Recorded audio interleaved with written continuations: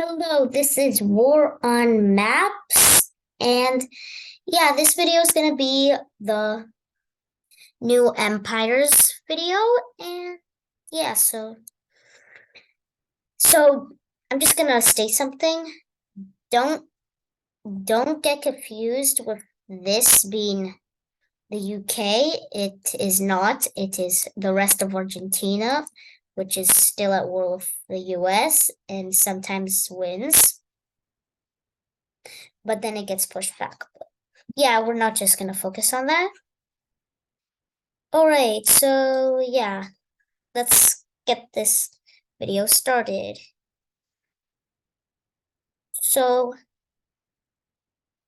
in this war, we're gonna just begin with Japan declaring war on Korea. And because this is a complete surprise to Korea, they're gonna be completely steamrolled at the beginning, but then they'll begin to hold on. So the Japanese begin their invasion of Borneo first, because they know that could be an important area to capture later on. Then they invade Malaysia and take that over.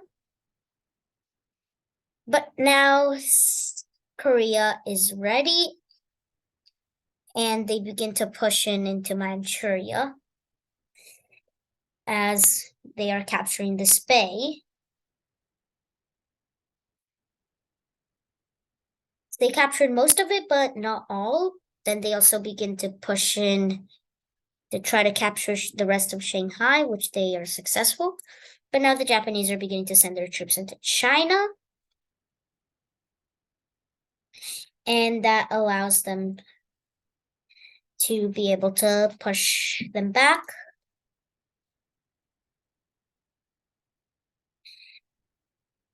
For quite a bit of time. They eventually use this coast they captured to land on Taiwan and take the island. And then, knowing this, they know their best shots of winning is not in their overseas territory, is just simply taking over land closer to home. So that's what they're gonna do. So they're using their entire military strength, just trying to push in to China, which they are pretty successful. They make a landing in southern Sakhalin and push up the island because there are no soldiers there. Using this, they make landings along the Manchurian coast. But now Japan notices that they shouldn't just care about China, because that's not where the Koreans are caring about. So now they send their military here to push back the landings into the sea. They nearly did it. There was just a couple of small strongholds. Then they decided to push Korea back in Manchuria. They made a landing on this bay and pushed in, encircled some troops, and used flanking divisions to wipe them out. Made another landing to encircle the rest of these troops, but they were being evacuated, so the Japanese had to capture all the coast. Then they had to continue pushing in. Then they continued doing it. The Japanese made a landing on Sakhalin, took away the stronghold's supplies, and took out the strongholds. Then they began pushing into North Korea. After pushing them out of Manchuria, they began pushing into North Korea. And then they took Pyongyang and then continued to push south. They eventually meet the former Korean border, and the Koreans still kept the demilitarized zone because they wanted to. So there's still like a very large amount of troops there. So the Japanese just focus on holding the line there and decide to continue pushing into China. Using stationary troops that were placed there, they began pushing, made a landing in Hong Kong and Macau, took over this island, which I completely forgot the name of, made a landing in Huchen City, and pushed inland into Indochina. Made a landing over here on this peninsula and kept pushing down into Indochina, splitting it into two. And the Cambodian part surrendered, Vietnam surrendered, and the rest of China fell. Then the rest of the Korean military is still placed in South Korea. So it's a very slow advance. And yeah, and then there's the battle for Seoul because the Japanese managed to encircle the city. And then it's going to be a pretty slow battle because, well, there's like a huge amount of the Korean military here. So the Japanese flanking divisions push in to try and encircle some troops, but the Korean defenses are strong and manage to push it back. Then the Japanese decide to simply just slowly squeeze in from all sides, which is what they're pulling off. But the Koreans make a desperate attempt to reconnect, which succeeds. But the Japanese notice this and decide to stay some stationary troops to block it. And then the Japanese continue their push inward, with Seoul eventually falling to the Japanese. The rest of Korea surrenders, and then it's over. So yeah, now we're just gonna take a look at the peace treaty. Looking at this peace treaty, we see that Japan just decided to take all of China and Indochina, with leaving Korea with just Malaysia and Korea itself.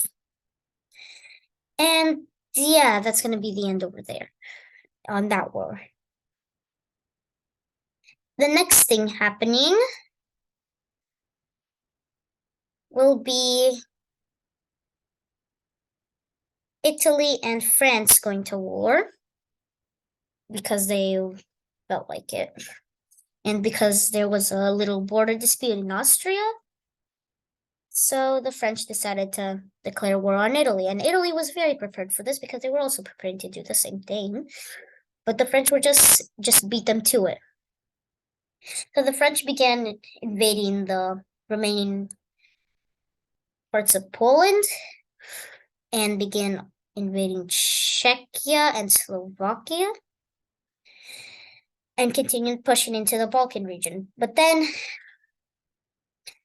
the Italian military got up its speed and began holding back until pushing for a massive offensive that took France's coastline, splitting the Frankish Empire in two, then beginning to push into Germany. But then the French noticed this war is not going to be as easy as they thought.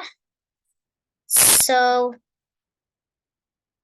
they start actually invading by sending the rest of their military over for a big fight. And they push the Italians back all the way to where they started, except it's a lot more. And yeah, Italy is pretty thick, like in the Balkans. It's like has all this stuff here. So the French decide to take out most of Italy's population by taking out Romania and the Balkan region, which are under defended because the Italians want to defend Italy itself. And Romania falls along with most of Bulgaria. And then Italy sees it's about to collapse because Italy does not stand a chance against this massive Frankish empire that controls basically all of Europe. So they are gonna get pushed back. Trieste is captured, and then Italy split into two, though the areas can continue supplying each other because, well, they're like right off coast from each other. So they are still able to be supplied, but most of the Italian military has been evacuated from the Balkan region and moving over to defend Italy.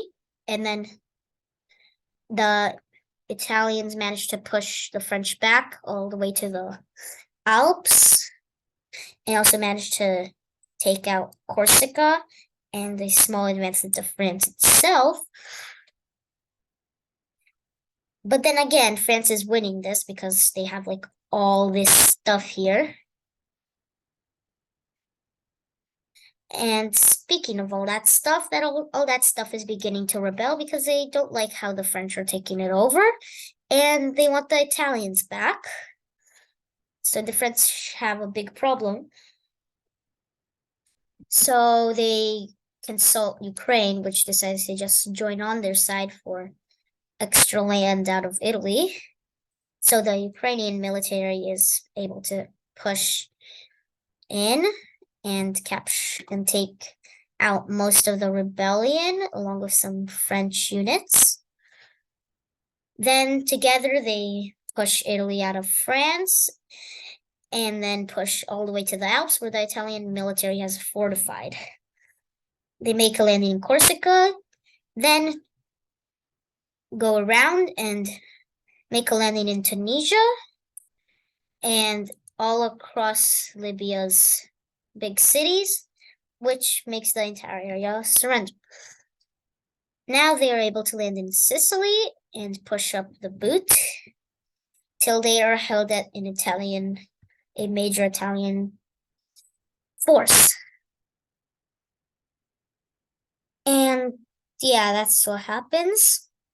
And Switzerland's again in the middle of everything for Switzerland. But then there's a breakthrough through the Alps on both sides, and they push down until Rome, which I think is right there. And Rome is being able to be held. Now taking a look at the peace treaty. All right, so this is the peace treaty, and yeah. So I'll just explain everything. So yeah, this is now Poland. So this area over here, this area is Poland. This is the rest of Italy. This is the Papal States, which I recreated. And these are just some random Balkan ethnicities that just wanted independence. And of course, Ukraine got some out of this, most of Bulgaria actually. And Poland is reformed. Yay, Poland. So yeah, but Poland is still reformed the same way it's been reformed after World War One. No coastline, because they didn't think Poland needs the coastline, but it does. But now Italy, it has been officially taken off the empires list. And I probably should do the same for Korea, but I do need to keep track of their overseas territory. So yeah, and France does get some of Africa. They get Sicily. And that's basically all France gets. Italy is still larger than how it was before the empires were created. They have most of Austria, some of Czechia, but they did lose Rome, Sicily, and Sardinia. And come to think of it, they had like so much more land. They even had some of Africa. But yeah, let's just see. Let's just get on to the next war. And I think the next war,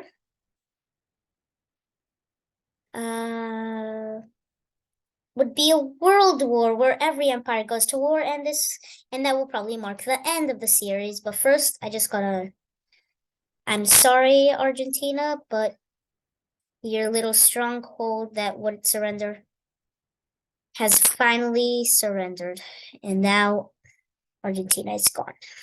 But yeah, now there's going to be a major world war where all the empires go to war. And that also includes Ukraine.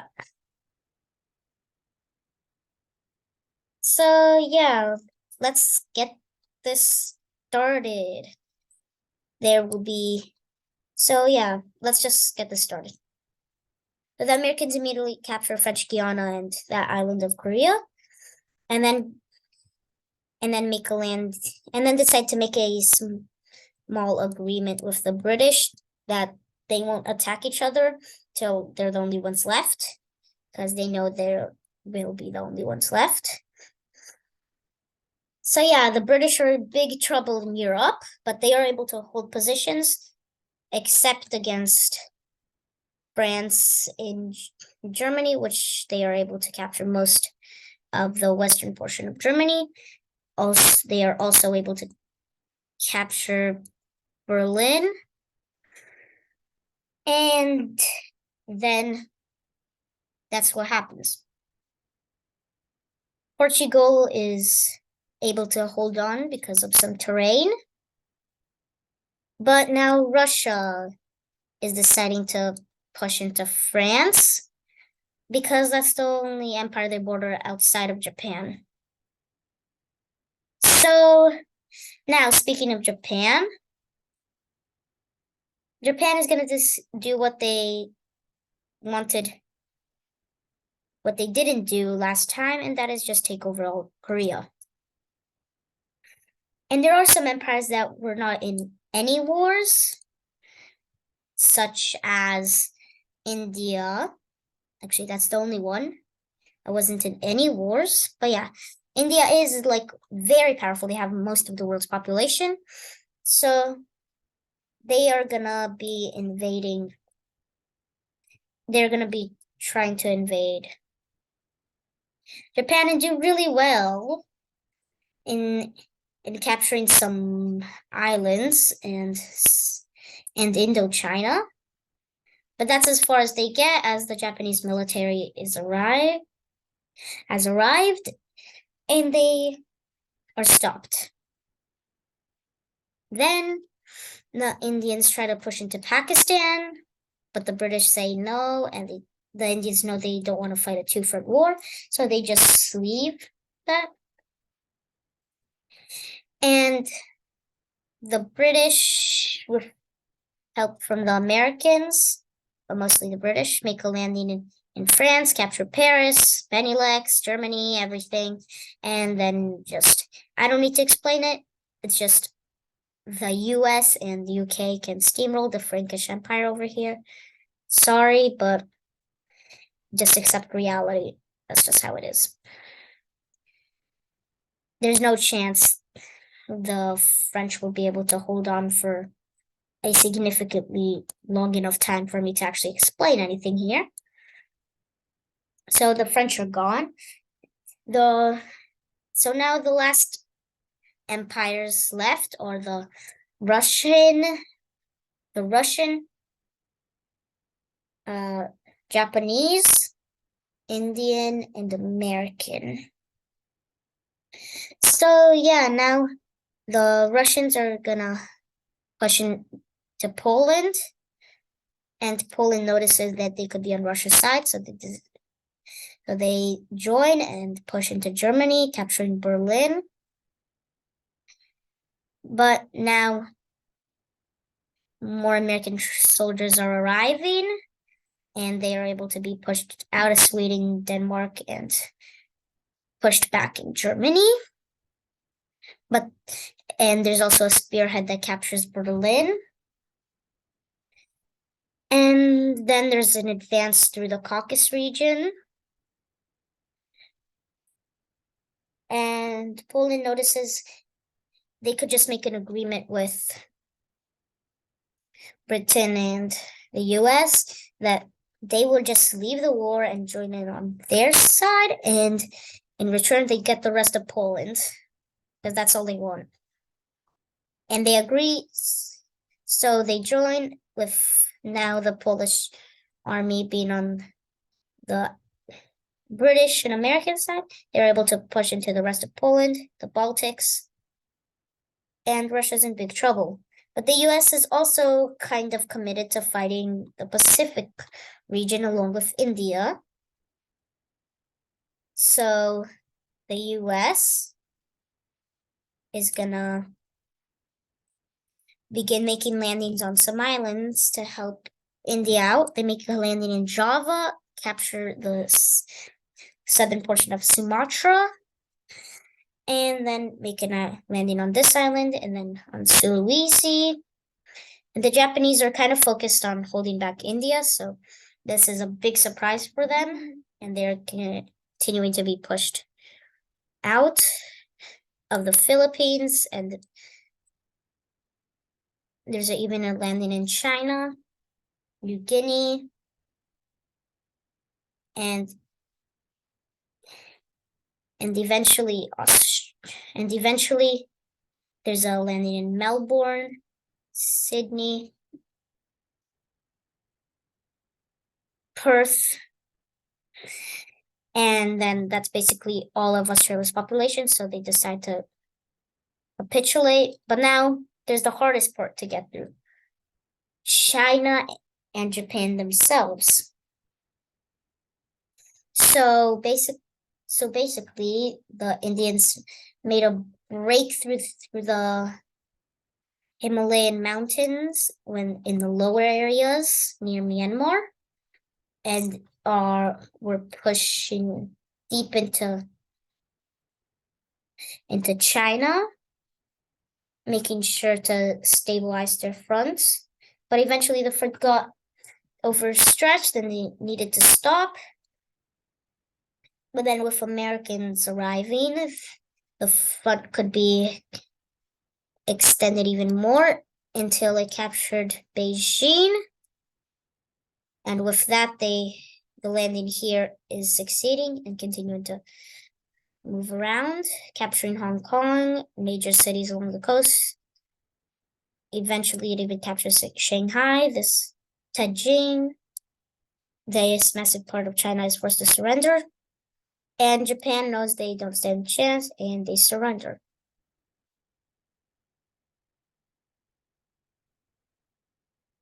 And yeah, next is just now it's just the British, Indian, and Russian empires. The Americans decide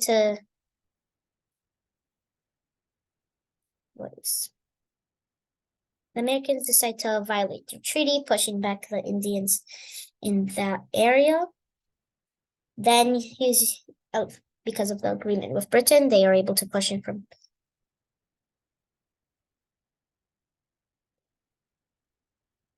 Pakistan, and I don't get why this is happening. I don't get it. So they are able to push. What is this? Sorry about that. I will fix that. But yeah, they are able to push in through Pakistan, capturing Delhi and the rest of India's actual cities. And India is forced to surrender. And then the British are continuing to be able to push into Russia from all the territories they captured out of France and from their own.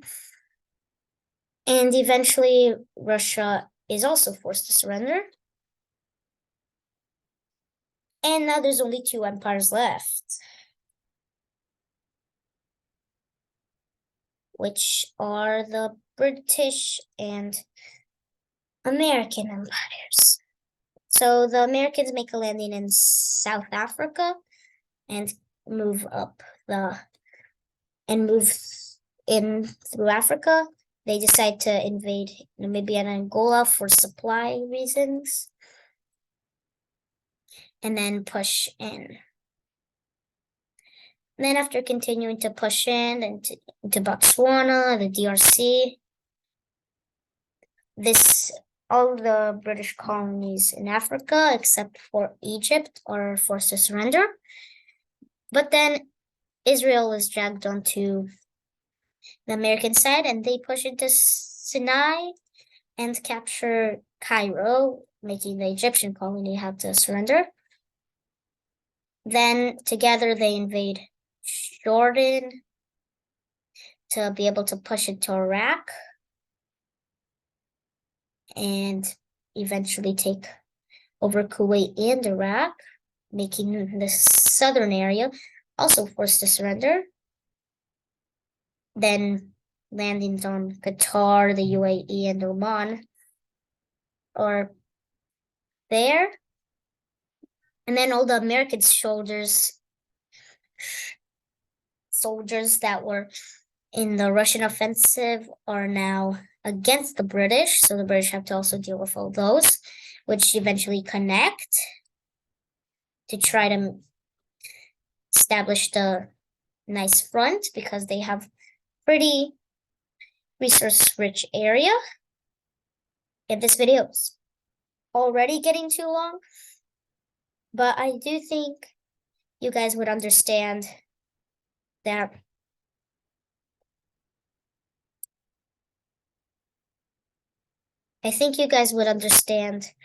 why the British are losing here.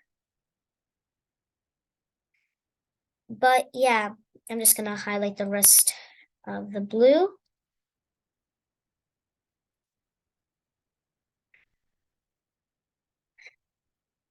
And I don't need to draw up a peace treaty. All you guys need to know is that Poland, obviously, because it was promised, it gets a coast line on the Baltic Sea. And it also gets the rest of Poland.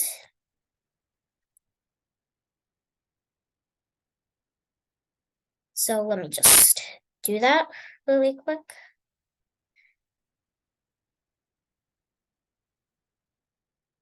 So yeah, so Poland is back. And then just every territory that's been captured by the US is just now US. Basically the entire world is the US. So yeah, I hope you enjoyed this video. Make sure to keep watching for more videos like this.